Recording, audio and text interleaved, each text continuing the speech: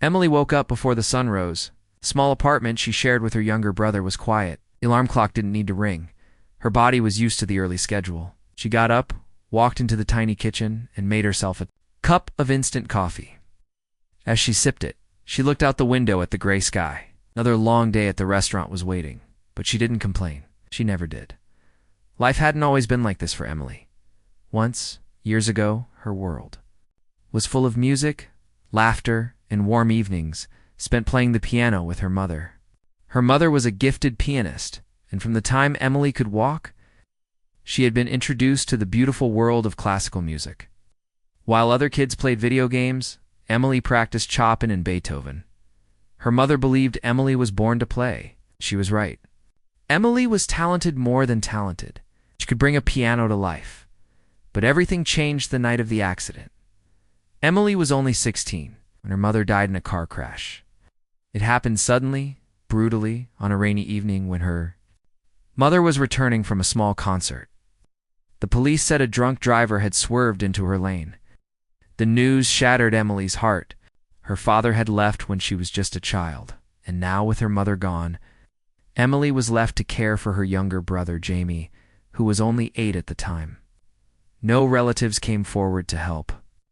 They were alone. The dreams of music, of conservatories, of grand pianos and concert halls, everything faded. Emily had no choice. She dropped out of her performing arts school and took small jobs to support herself and Jamie. She cleaned houses, sold old furniture, and eventually found work as a waitress at an expensive restaurant in the heart of New York. The pay wasn't great, but it was steady. She didn't complain. Her brother needed food, rent needed to be paid, and that was all that mattered. But there was one part of her old life she never let go of. In the corner of their apartment, beside the small window and close to the radiator, sat her mother's old upright piano. It had scratches and dents, and one of the lower keys didn't work properly, but it still held magic. Every night after her shift, when Jamie was asleep, Emily would sit at that piano and play. It was her therapy, her release, her secret world. The neighbors sometimes listened through the thin walls. They never complained about the sound. Some of them even looked forward to it. They said the music helped them sleep. Emily didn't know that her late-night songs made people smile. She just played because she missed her mother, missed her dream, and missed the person she used to be. At the restaurant, Emily was known as the quiet one. She wasn't talkative or flashy like some of the other waitstaff, but she was respectful, efficient, and always polite. Customers liked her calm presence. She remembered orders without writing them down. She handled rude guests with a smile. Her manager trusted her completely. Even though she kept to herself, she was always the first to help someone else if they needed it. No one, however, knew about the piano. Not her coworkers, not her boss.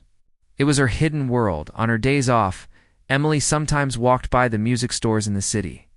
She would stare at the shiny grand pianos inside, imagining herself performing again, wearing a long dress, the audience silent as she poured her heart out through the keys.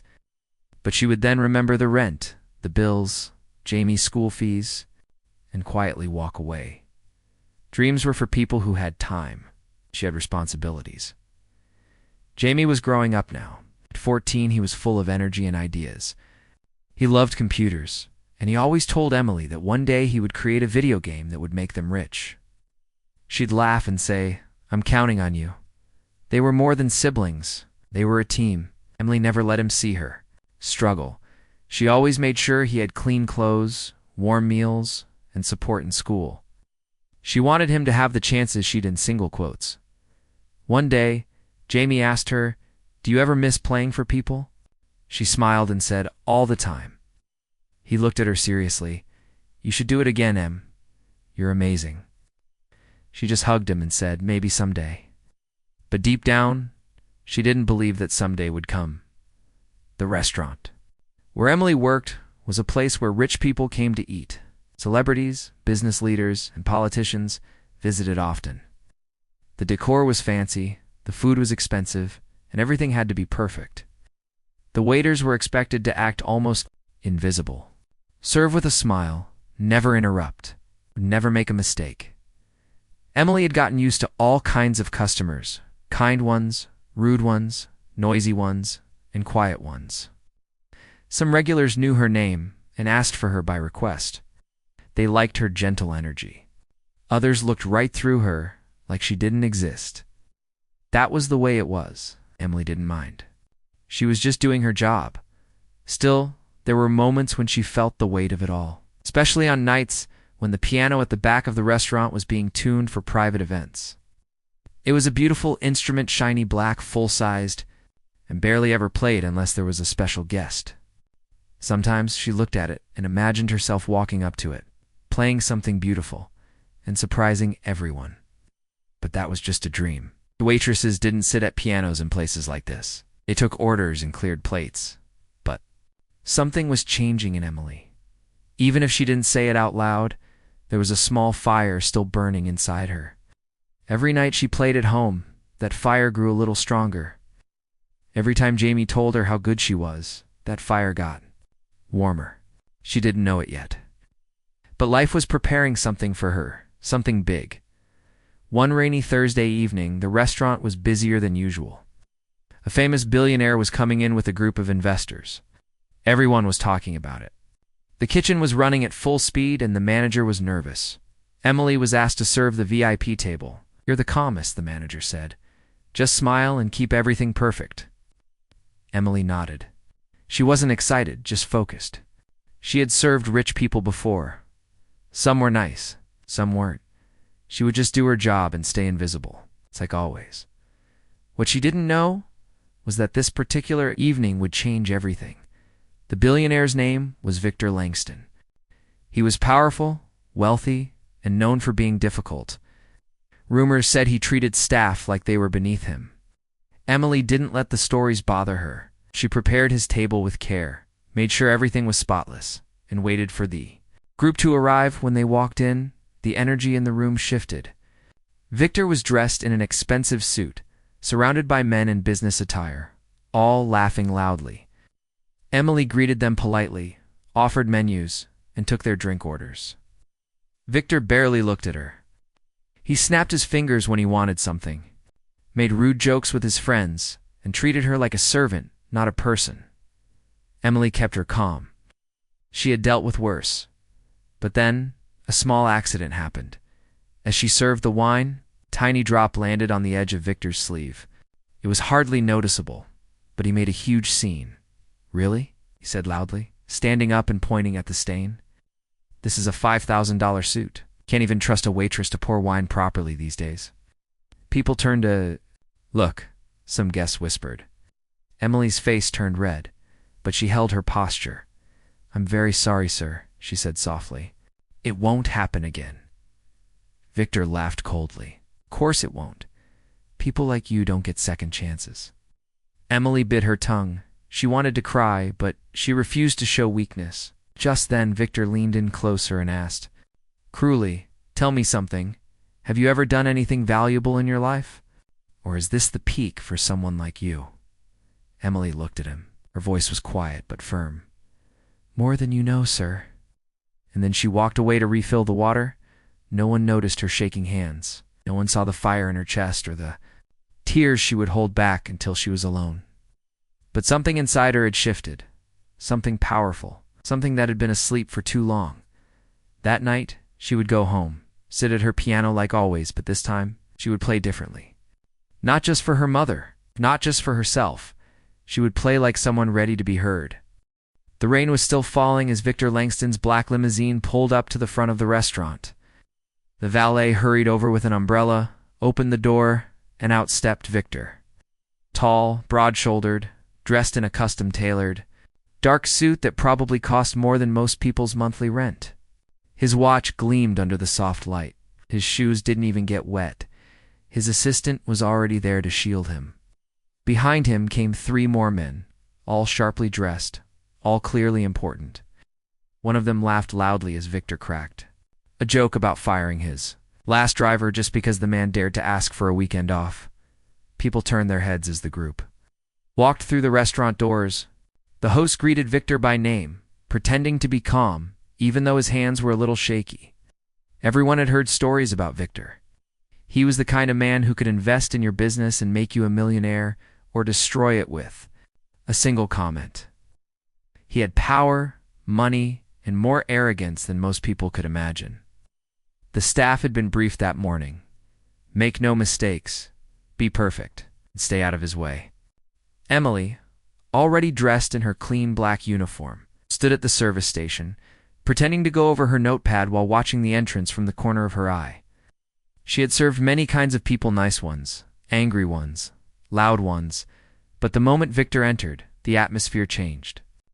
He walked like he owned the place, speaking loudly, not caring who heard him.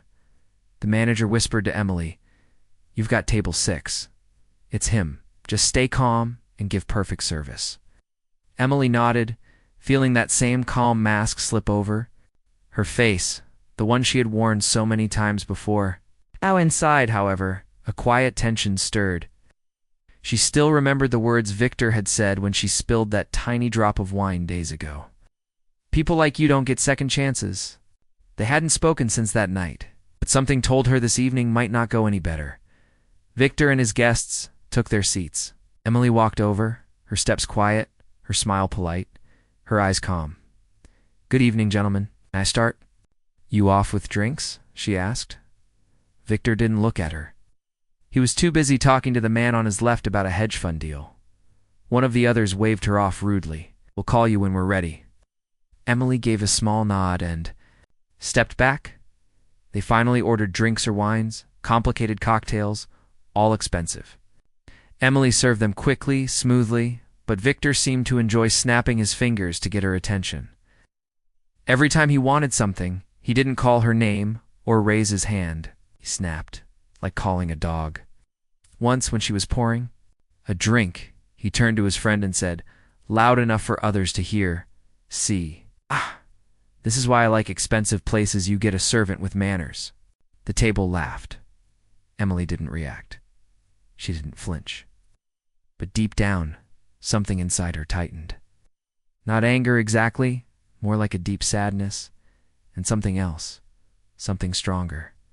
Not yet rage, but something waiting to come out. The restaurant was full that night. A soft jazz tune played through the speakers, and guests enjoyed their meals, unaware that something unusual was building at table 6. Victor and his group were getting louder, more arrogant. They talked about their wealth, bragged about firing people, and made cruel jokes about the poor. Emily kept moving, her back straight, her eyes calm. One of the men, slightly drunk already, leaned toward Emily and said, "You're too pretty to be a waitress. What's your real story? Dreams or something?" Before she could answer, Victor, "Cut in dreams?" He laughed. "Come on, she's exactly where she belongs. This is a job for people who couldn't cut it anywhere else, right, miss?" Emily looked at him. For a second, her face almost showed something, but she quickly masked it with a soft smile. "Everyone's got a story." "Sir?" she said, then walked away. Victor wasn't satisfied. He liked breaking people down, and Emily's calm irritated him. She didn't beg, didn't flatter him, didn't look scared. That made her interesting to him, a challenge. He wanted her to crack. It wasn't enough for him to be rich. He needed to feel powerful too, and that meant making others feel small. During the meal, Victor asked for a dish to be remade, because it was wrong, but because he felt like it. He told Emily the steak was overcooked, even though it wasn't. She apologized, replaced it, and didn't argue. The chef wasn't happy, but Emily knew better than to challenge someone like Victor. He kept pushing. At one point, he asked her what school she had gone to. When she said she had attended a local community college, he smirked and said, "Explains." The service. The other guests chuckled again, awkwardly. Some were starting to feel uncomfortable, but no one said anything. It's how it always was around people like Victor. Everyone stayed quiet. Then came a strange moment. A quiet one. Emily returned to the table with a bottle of wine Victor had requested. As she poured it, something caught his eye. In the background, near the bar, the restaurant's piano was being tuned by a staff member. The lid was open, and a soft note rang out as the tuner tested the keys. It was barely noticeable, but for a second, the music pulled Victor's attention. He turned to Emily. "You know how to play one of those?" he asked, almost joking. Emily paused, and she replied, softly, "Yes, I do." Victor's eyebrows rose. "Really? A piano-playing waitress?" "I played for many years," she said. He leaned back in his chair, amused. "Well, that's adorable. Maybe you should have stuck with it." The group laughed again. Emily remained quiet. Her hand trembled slightly, but she didn't show it. Victor wasn't done. The piano had given him an idea. He clinked his glass with a spoon, getting the attention of a few nearby tables. "Ladies and gentlemen," he said loudly, half laughing, "we have a special talent in the room tonight. Our lovely waitress claims to be a pianist. What do you say we give her a chance to entertain us?" People turned to look. Some raised their eyebrows, curious. Others just smiled politely. Emily stood still, frozen. The manager looked alarmed. He walked over quickly and whispered, "You don't have to do anything, Emily." Victor waved him off. "Come on, it's just for fun. We'll even give her a tip." Well, laughter followed. Emily looked at the piano. It was beautiful, shiny black, perfectly tuned, untouched. Her hands ached suddenly. She hadn't played in public in years. She hadn't even touched a real grand piano since her mother died. Victor smiled mockingly. "What's the matter? Stage fright?" Emily didn't answer right away. She looked around the room. Some people were watching with interest. Others, with sympathy. Jamie's face appeared in her mind. Her mother's smile. The nights at home. The broken piano. The hidden fire that had been growing stronger. She looked at the manager and said quietly, "It's okay. I'll play." He looked surprised, but he nodded. The restaurant grew quiet. Emily walked slowly toward the piano. Each step felt heavy. She sat down, took a deep breath, and lifted her hands above the keys. Her fingers hovered in the air. She closed her eyes. In that moment, everything disappeared.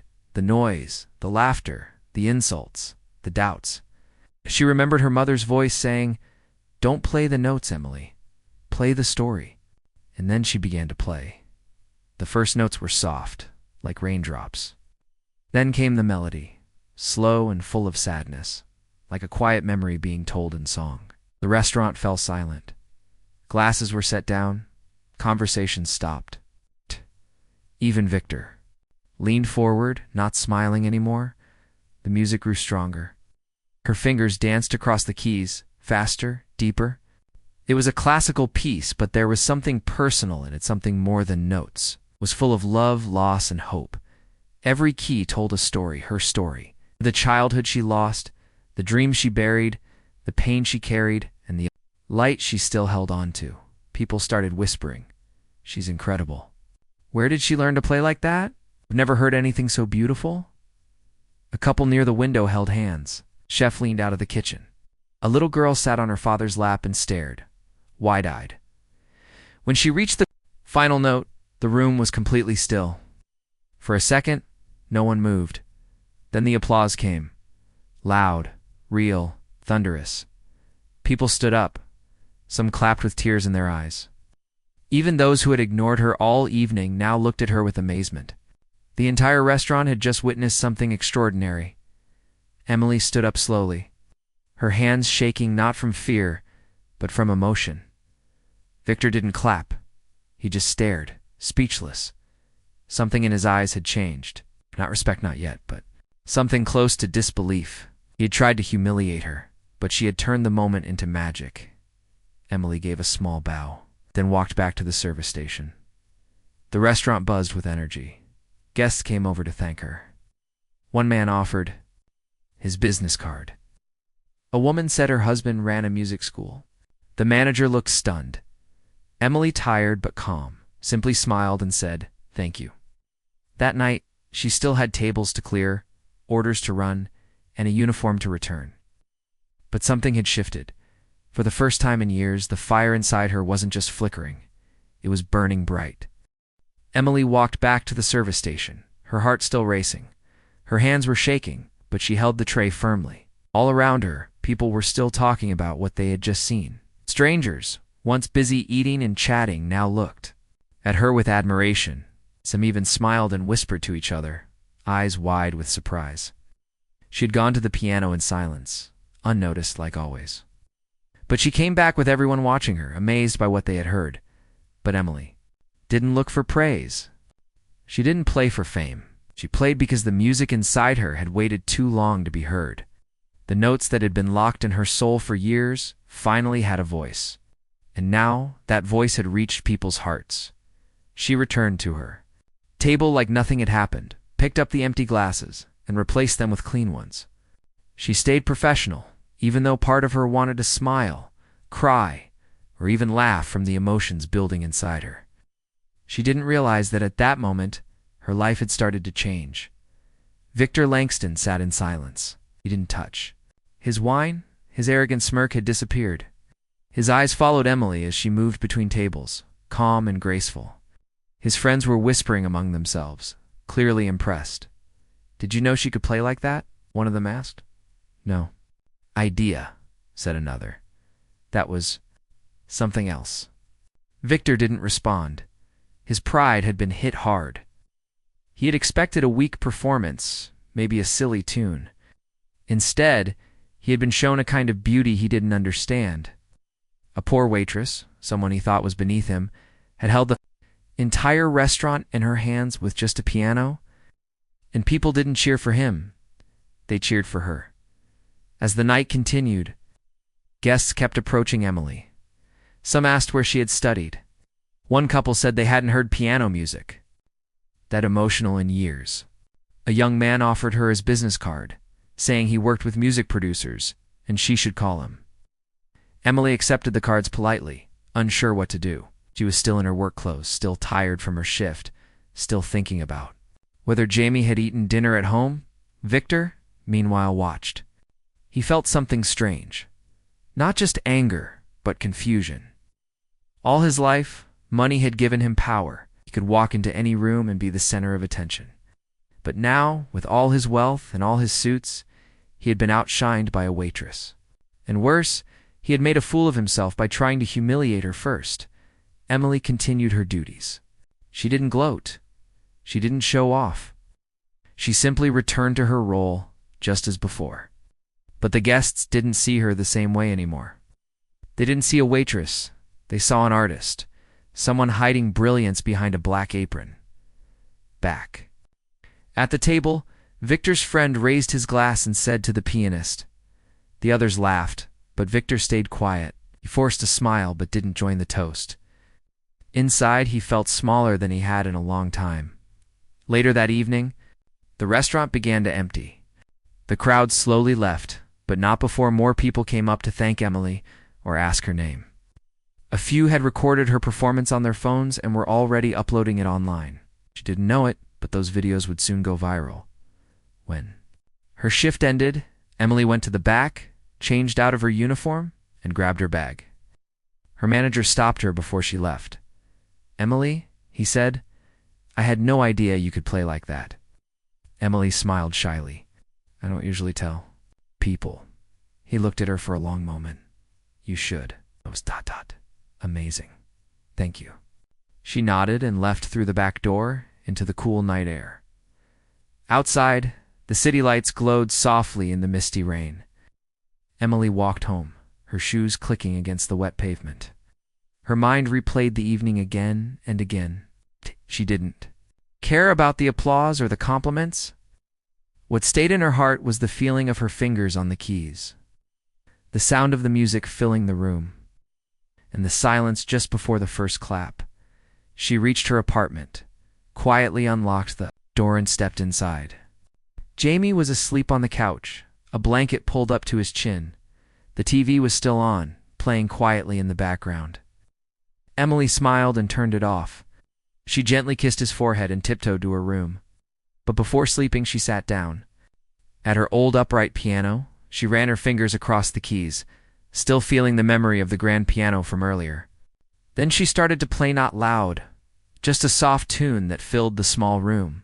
It wasn't for anyone else. It's just for her. The next morning, her phone was full of messages.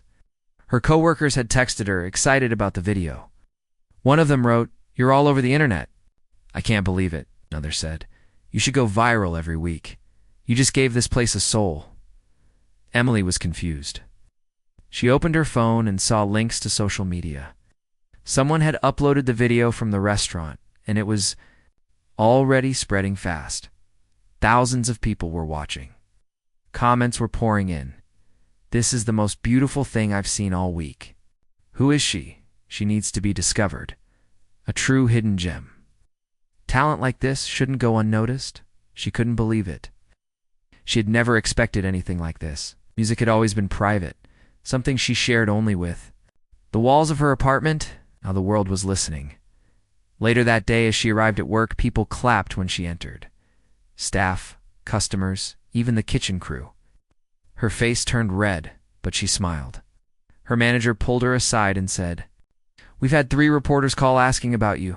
Some music schools and a local TV station also reached out." Emily was shocked. "What do I tell them?" "Whatever you want," he said. "Whatever happens next, just know we're proud of you."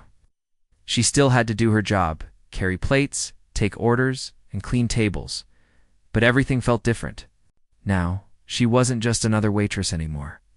People recognized her. They asked her questions. Family dining in the corner asked for a photo. A little boy shyly handed her a drawing of her playing the piano. Victor didn't return that evening. But his name came up again and again in conversations. People remembered how he had mocked her, how he tried to turn her into a joke, and how she had quietly shown him and everyone else the truth. The next few days passed quickly. More media outlets called. Famous pianists from Europe shared her video on his profile and called her a raw, emotional talent the world needs to hear. A producer from a popular show reached out, asking if she would perform on live television. Emily felt overwhelmed. She was just a girl who had worked to survive, not someone chasing fame. But she also realized something important. This was a chance. Not just for her, but for Jamie. For all the years she had sacrificed. For her mother's dream that had once burned so brightly. She didn't know how to handle all of it. But she knew one thing. She wouldn't waste it. That weekend, the restaurant hosted a private event. Rich guests, beautiful decor, candles on every table. The manager approached Emily and said, "They've requested you play tonight." They saw the video. Emily hesitated. "What about my tables? We'll cover them. Go be the music." She wore a simple dress, nothing fancy, but when she sat at the piano, the room went quiet again, and once more she played. Herself into the music, giving voice to the pain, the strength, the hope she had carried for so long. This time there were tears. People cried softly as they listened. One woman said it reminded her of her mother. A man whispered that the music healed something inside him. Another said, "She doesn't just play. She speaks." Victor wasn't there to see it, but he heard about it. He saw the viral posts, the comments, the headlines. Waitress stuns crowd with emotional piano performance.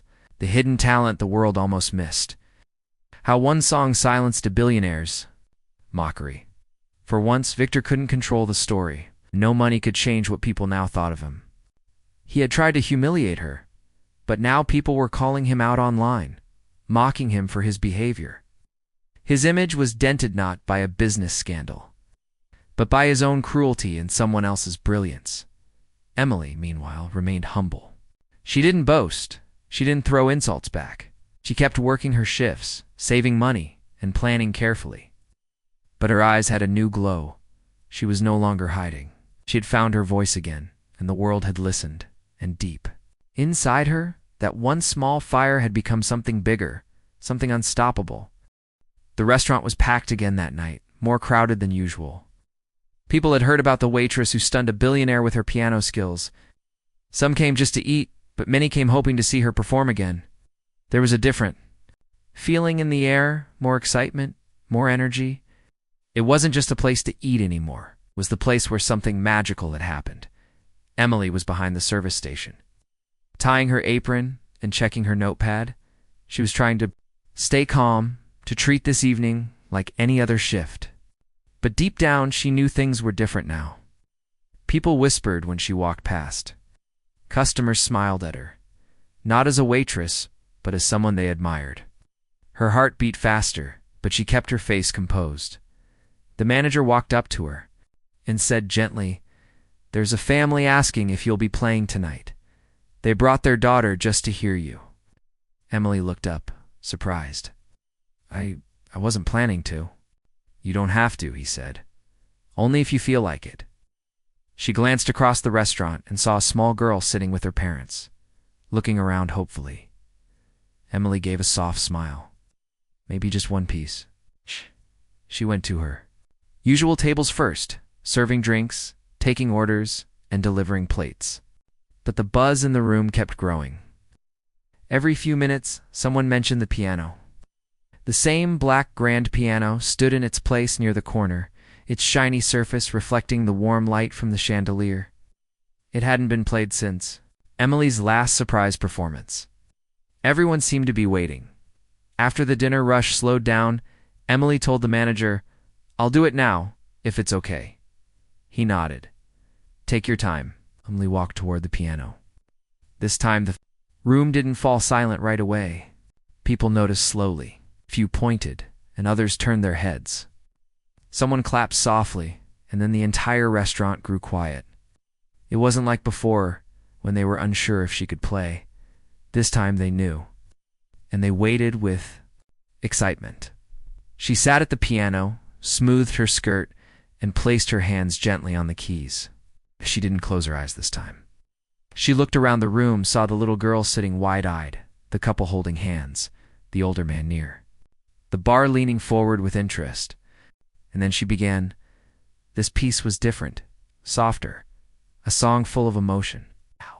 But not sadness, more like hope, like a story of someone lost who found their way home. The notes floated through the room like whispers. People leaned in to listen. No one spoke, no glasses clinked. Even the servers paused, trays in hand, listening. In one corner, a woman wiped tears from her eyes. In another, a man held his wife's hand tighter. Some people didn't even know why they were crying. Music touched something in them they didn't understand. It wasn't just beautiful, it was real. When Emily finished, there was silence. For a heartbeat, then, loud and clear, came the applause. It wasn't polite or forced. It was loud, real, and full of admiration. People stood up. Some clapped with both hands, others cheered. The little girl's face lit up as she clapped. Her parents looked at Emily with gratitude. Emily stood up, nodded softly, and returned to the service station. Her cheeks warm with emotion. That night, she didn't get much rest.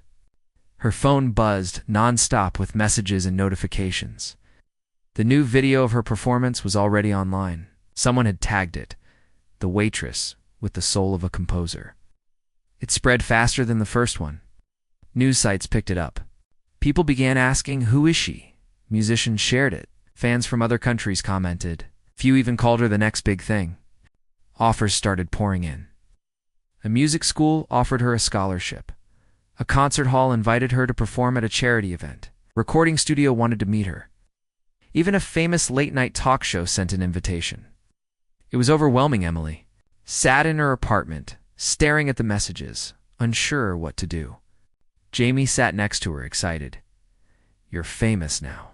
You have to say yes." She laughed softly. "It's not that simple." "Why not?" he asked. She looked at him. "Guess if I choose music again, it means leaving this job. Risking everything. But you love music," he said. "You were born for this."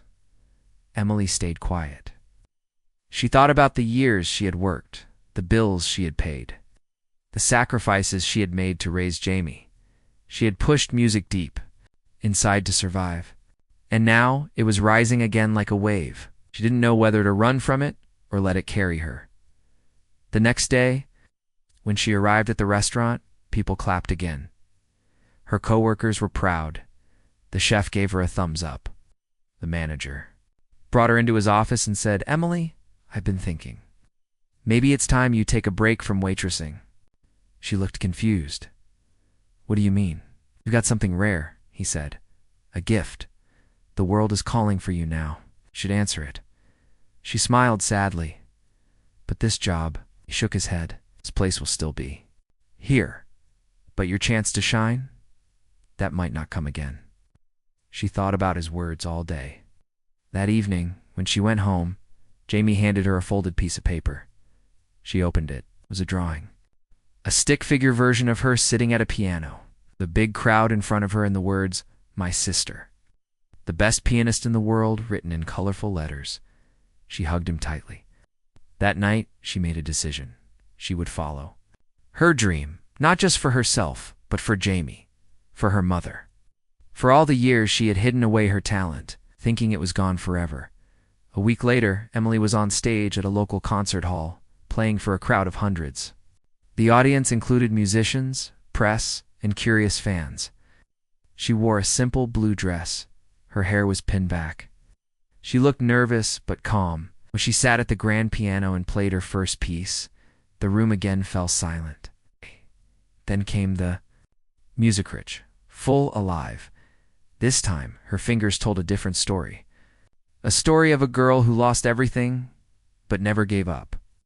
A girl who found her voice again after being silenced for too long. The audience could feel it. Some cried, others closed their eyes. The music didn't just sound good, it made them feel something deep inside. After the concert, reporters rushed to talk to her. Some asked about her past. Others wanted to know what was next. She said simply, "I'm just thankful I had a chance to play."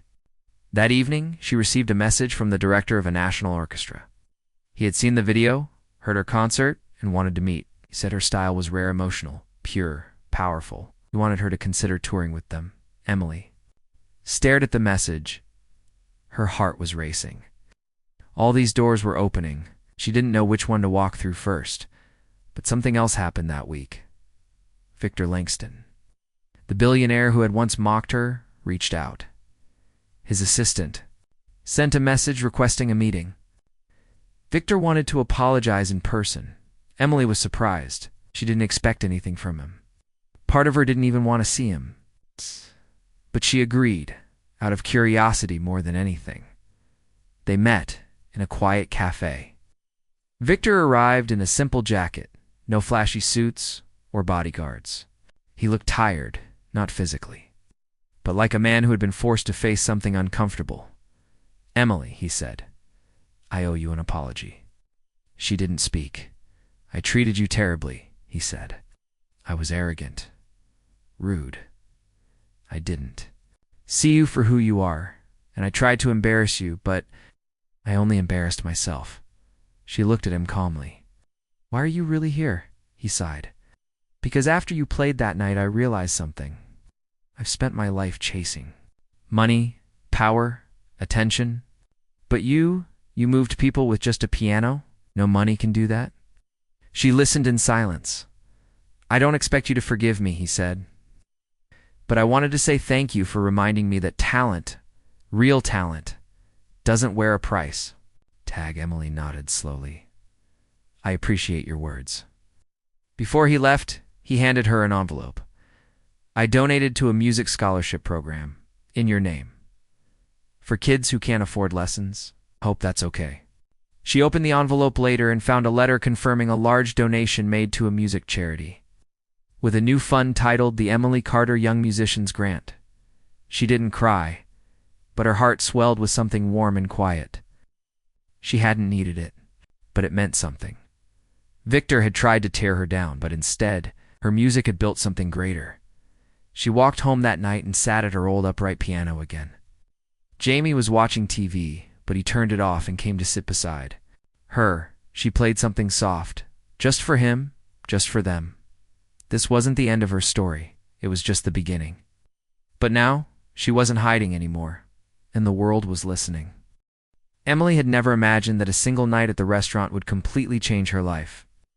After she played the piano in front of everyone, the whole place had burst into claps and cheers. People had stood up from their chairs, some had tears in their eyes, and even the strict kitchen chef had come out just to see her.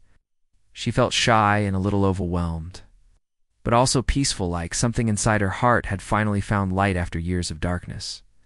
Victor Langston, the wealthy man who had tried to humiliate her earlier, sat frozen at his table. His usual smug smile was gone. He didn't say a word. His friends didn't laugh anymore. They were all staring at her with surprise. Emily didn't care about his reaction anymore. What mattered to her was that she had shared her mother's music with the world. She quietly got up from the piano, gave a soft smile, and returned to her corner of the restaurant. The clapping lasted long after she sat down. That same night, many guests posted videos of her performance on social media. By morning, those clips had gone viral. Millions of people watched a simple waitress in a black apron playing music that touched their souls. The internet wanted to know who she was. News channels began calling the restaurant. Reporters came by hoping to interview her. At first, Emily didn't know what to say.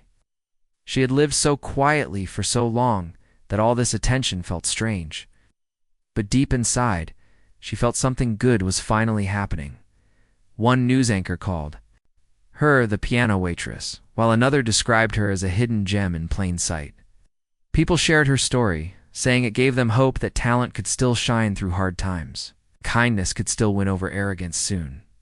A famous music director named Helena Russo reached out to her. Helena had seen the video and was so moved by the performance that she flew all the way from Europe to meet Emily in person. She walked into the restaurant with a soft smile and a sparkle in her eyes. She waited until Emily's shift was over, then sat with her quietly and said, "I've traveled around the world looking for souls who can play from the heart. And tonight, I found one." Emily didn't know what to say. She had spent years hiding her gift, thinking no one would care. Now, one of the world's greatest music directors was telling her that she had something special. Helena offered to mentor her personally.